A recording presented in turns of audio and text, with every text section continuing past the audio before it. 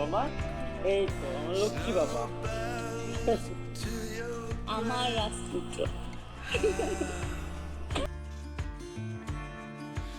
আজকের কল্পিত পর্বে দেখা যাবে টানটান উত্তেজনা, আবেগ এবং একের পর এক চমক।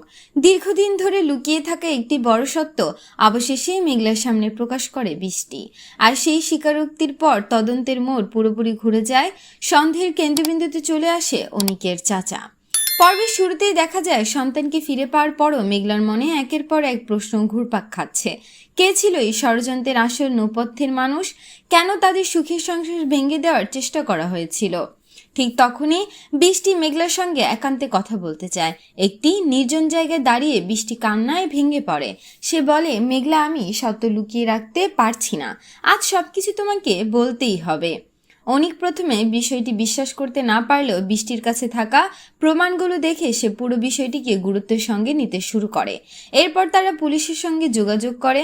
তদন্ত কর্মকর্তা বৃষ্টির দেওয়া নথি, ফোন রেকর্ড এবং অন্যান্য তথ্য সংগ্রহ করেন। সব প্রমাণ যাচাই করার পর অনিকের চাচার বিরুদ্ধে সন্দেহ আরও জোরালো হয়ে ওঠে। পুলিশ তাকে জিজ্ঞাসাবাদের জন্য ডেকে পাঠায়। প্রথমে তিনি সব অভিযোগ অস্বীকার করে বলেন, এসব আমার বিরুদ্ধে ষড়যন্ত্র, আমি সম্পূর্ণ নির্দোষ।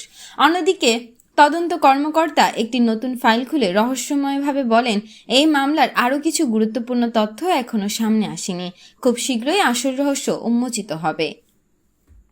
এই রহস্যময় এবং আবেগঘন সমাপ্তির মধ্যে দিয়ে শেষ হতে যাচ্ছে আজকের গরিব ঘরের রাজপুত্র ৪৪ নম্বর পর্ব। পরবর্তী আপডেট সবার আগে পেতে সাবস্ক্রাইব করুন আমাদের চ্যানেলটি। ধন্যবাদ।